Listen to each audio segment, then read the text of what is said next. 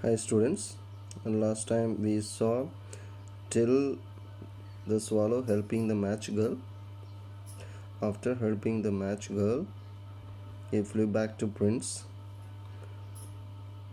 and said, "No, I will stay with you always," said the swallow, and he slept at the prince's feet. Why? Because Prince has become blind. So the swallow decided to stay with him as an informer to direct him, to report him the misery of his city. All the next day he sat on the prince's shoulder and told him stories of what he had seen in strange lands. "Dear little swallow," said the prince, "you tell me of marvelous, marvelous things which are very wonderful or astonishing things, but more marvelous than anything is the suffering of men and women. Among those marvelous things, what is more is the suffering of people. There is no mystery so great as misery. There is no secret, no problem, no puzzle so great as agony, pain. Misery means pain. Fly over my city, little swallow, and tell me what you see there." So the swallow flew over the great city and saw the rich making merry in their beautiful houses, while the beggars were sitting at the gates. Look at the indifference between these two kinds of people, rich and poor. Rich people making merry, and poor begging and sitting at the gates. He flew into dark lanes, dark street, narrow passage lanes means, and saw the white faces of starving children. Starving means having nothing to eat. So starving children looking out listlessly, listlessly showing no interest at the black streets, the dark streets. Under the archway, under the archway of a bridge. Archway means a curved structure forming a passage, a path of a bridge. Two little boys were lying in each other's arms to try and keep themselves warm because it was cold and they were trying to keep themselves warm. "How hungry we are," they said. "You must not lie here," shouted the watchman. So the watchman saw them lying there and he shouted at them, tried to chase them out of it. And they wandered out in the rain. So they went into the rain and they were wandering for a place to keep themselves warm. Then he flew back and told the prince what he had seen. "I am covered with fine gold," said the prince. "You must take it off, leaf by leaf, and give it to the poor. The living always think that gold can make them happy.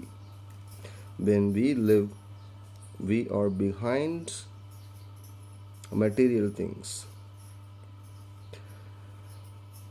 Leaf after leaf of the fine gold the swallow picked off, till the happy prince looked quite dull and grey. Leaf after leaf of the fine gold he brought to the poor, and the children's faces grew rosier. They were happy by looking at it, and they laughed and played in the street. "We have bread now," they cried. So they got something to eat with a gold leaf. They could sell it and buy some bread to eat. Then the snow came, and after the snow came the frost. Dew started falling. The streets looked as if they were made of silver, because it was all snowfall, filled with snow. Everybody went about in furs. They had sweaters, furry clothes to wear, and the little boys wore scarlet capes. Scarlet means a bright red, slightly orange, scarlet caps, and skated on the ice. They played on the ice. The poor little swallow grew colder and colder due to the frost and snow. But he would not leave the prince. He loved him too well. He loved him so much. He picked up crumbs. Crumbs means the remains of the bread or food, anything, outside the baker's door when the baker was not looking, and tried to keep himself warm by flapping his wings. But at last he knew that he was going to die. He had just enough strength to fly up to the prince's shoulder once more. "Goodbye, dear prince," he murmured. "Will you let me kiss your hand?" "I am glad that you are going to Egypt at last, little swallow," said the prince. "You have stayed too long here, but you must kiss me on the lips because I love you." "It's not to Egypt that I am going," said the swallow. "I am going to the house of death. I am going to die. Death is the brother of sleep, so I am going to have a complete sleep. Is he not?" And he kissed the happy prince on the lips and fell down dead at his feet. At that moment, a curious crack sounded. A strange crack sounded inside the statue, as if something had broken. The fact is that the leaden heart, made of lead, had snapped, broken into two parts. It certainly was a dreadfully hard frost. Okay, it was fearfully very hard frost, snowfall. Early the next morning, the mayor, the leader of the city, was walking in the square below in company with the town councillors. As they passed the column, he looked up at the statue. You remember, the statue was built and kept on a column, the pillar. So he looked up at the statue. "Dear me, how shabby the happy prince looks," he said. Shabby means poor in condition. A happy prince statue looks. "How shabby indeed," cried the town councillors, who always agreed with the mayor, and they went up to look at it. They went up to look at the statue. "The ruby has fallen out of his sword. His eyes are gone, and he is golden no longer. So all the precious things are taken out from the statue, Happy Prince statue," said the mayor. "In fact, he is a little better than a beggar. Bit better than a beggar. He looks like a beggar. Little better than a beggar," said the town councillors. "And here is actually a dead bird at his feet," continued the mayor. "There is a dead bird as well at his feet. We must really issue a proclamation that birds are not to be allowed to die here." Proclamation means a public announcement, official announcement that birds should not be allowed to die here. And the town clerk made a note of the suggestion made by the mayor. So they pulled down the statue of the happy prince, as he is no longer beautiful.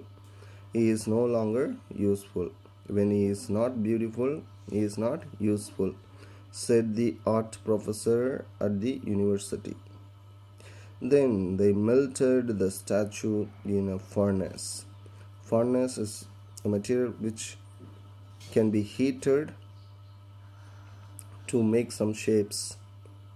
So, what a strange thing, said the overseer supervisor of the workmen at the foundry. Foundry means a workshop. This broken lead heart will not melt in the furnace. We must throw it away. So they threw it on a dust heap where the garbage is dumped, where the dead swallow was also lying there. So here, bring me the two most precious things in the city, said God to one of his angels. And the angel brought him the leaden heart and the dead bird. So from heaven, God orders the angels to bring two precious things, the most precious things in the city. So they brought the leaden heart of the prince and the dead bird. You have rightly chosen, said God, for in my garden of paradise, heaven, kingdom, God's kingdom, this little bird shall sing forever more, and in my city of gold the happy prince shall praise me. Look at the gift that is given by God. They sacrificed everything for the poor, and they inherited a lot in God's place, in God's paradise, in the garden of gold. So, this is what the lesson is saying. For more any doubts, you can ask me and we will discuss in the class. Thank you.